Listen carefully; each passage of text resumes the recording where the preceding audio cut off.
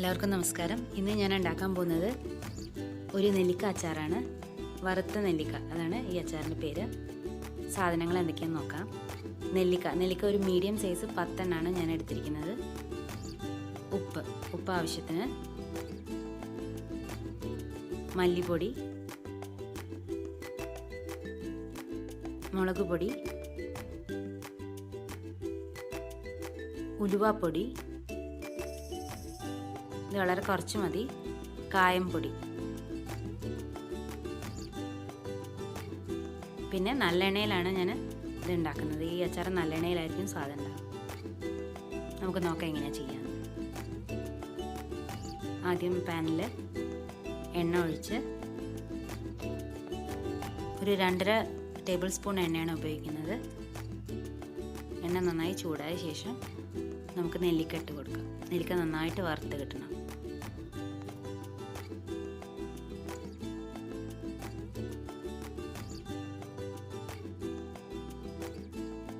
നമുക്ക് നെല്ലിക്കട്ട് കൊടുക്കാൻ, ഇനി നല്ല ചൂടായ എണ്ണയിലേക്ക് വേണം നെല്ലിക്കട്ട് കൊടുക്കാൻ. നന്നായിട്ട് വറുത്തെടുക്കണം. വറുത്തെടുക്കുമ്പോൾ ശ്രദ്ധിക്കണം, നന്നായിട്ട് എണ്ണയിൽ നെല്ലിക്ക ഇടുമ്പോൾ നന്നായിട്ട് മേലൊക്കെ തെറിക്കാൻ സാധ്യതയുണ്ട്. ശ്രദ്ധിച്ചിട്ട് വേണം ചെയ്യാൻ.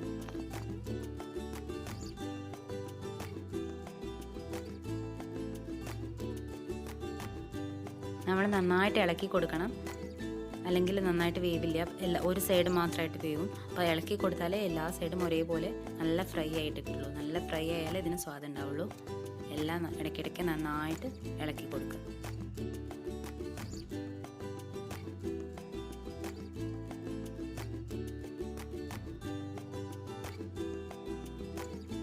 നെല്ലിക്കയുടെ കളറ് നന്നായിട്ട് മാറാൻ തുടങ്ങി. ഇനി നന്നായിട്ട് ഫ്രൈ ചെയ്യണം. കാരണം ഇതിൻ്റെ ഒരു കളറ് ഒരു ബ്ലാക്ക് കളറായിട്ട് വരണം, നന്നായിട്ട് ഫ്രൈ ആയിട്ട്.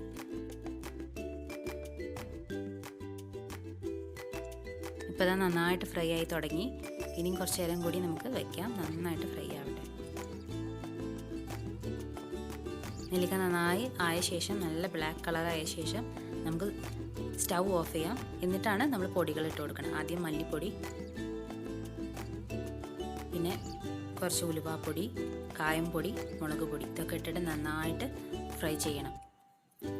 സ്റ്റൗ ഓഫ് ചെയ്ത ശേഷം മാത്രമേ ഇതൊക്കെ ഇടാൻ പാടുള്ളൂ, അല്ലെങ്കിൽ എല്ലാം കൂടി കരിഞ്ഞു പോവും.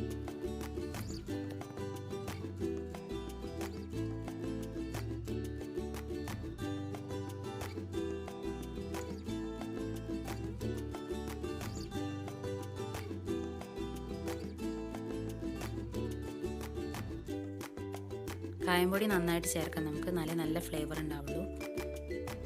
ഇതിന് അളവൊന്നും നോക്കണമെന്നില്ല, നന്നായിട്ട് ചേർക്കാം, നല്ല വാസന ഉണ്ടായിരിക്കും. ഉലുവ നമ്മൾ കുറച്ചേ ചേർക്കാൻ പാടുള്ളൂ, കാരണം ഉലുവ കായ്ക്കും. അപ്പോൾ പറഞ്ഞ അളവിൽ മാത്രം ചേർത്ത് കുറച്ച് മതി. ഞാൻ 1/4 ടീസ്പൂണേ ചേർത്തിട്ടുള്ളൂ. അപ്പോൾ അത് മാത്രം ചേർത്താൽ മതി, അല്ലെങ്കിൽ നമുക്ക് കായ്ക്കും.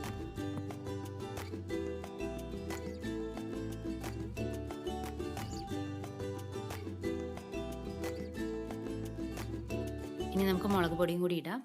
എന്നിട്ട് നന്നായിട്ട് ഇളക്കി എല്ലാം കൂടി നന്നായിട്ട് മിക്സ് ചെയ്യണം. ആവശ്യത്തിന് ഉപ്പ് ഇട്ടിട്ട് നന്നായിട്ട് മിക്സ് ചെയ്യണം.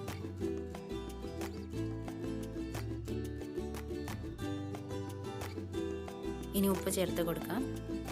ഉപ്പ് നമ്മൾ നോക്കിയിട്ട് വേണം ചേർക്കാൻ. മസാല ഒന്ന് ടേസ്റ്റ് ചെയ്ത് നോക്കിയാൽ മതി. മസാലേനേക്കാളും കുറച്ചുകൂടി ഒന്ന് മുന്തി നിൽക്കണം, കാരണം നമുക്ക് നെല്ലിക്കേൻ്റെ ഉള്ളിലേക്ക് ഉപ്പ് പിടിക്കണം. അപ്പോൾ കുറച്ച് മസാലയിലുള്ള ഉപ്പിനേക്കാളും ഒന്ന് മുന്തി കുറച്ചും കൂടി ഇട്ടിട്ട് മിക്സ് ചെയ്ത് കൊടുക്കുക. നന്നായിട്ട് മിക്സ് ചെയ്ത് കൊടുക്കുക. ഈ അച്ചാർ 2 ദിവസം വെക്കണം, എന്നാൽ അതിൻ്റെ ഫ്ലേവർ ശരിക്കായിട്ട് നമുക്ക് അറിയാൻ പറ്റുള്ളൂ. നല്ല ശരിക്കും നന്നായിട്ട് എല്ലാ മസാലകളും ഉള്ളിലേക്ക് പിടിക്കുള്ളൂ. അച്ചാർ റെഡി ആയിട്ടുണ്ട്.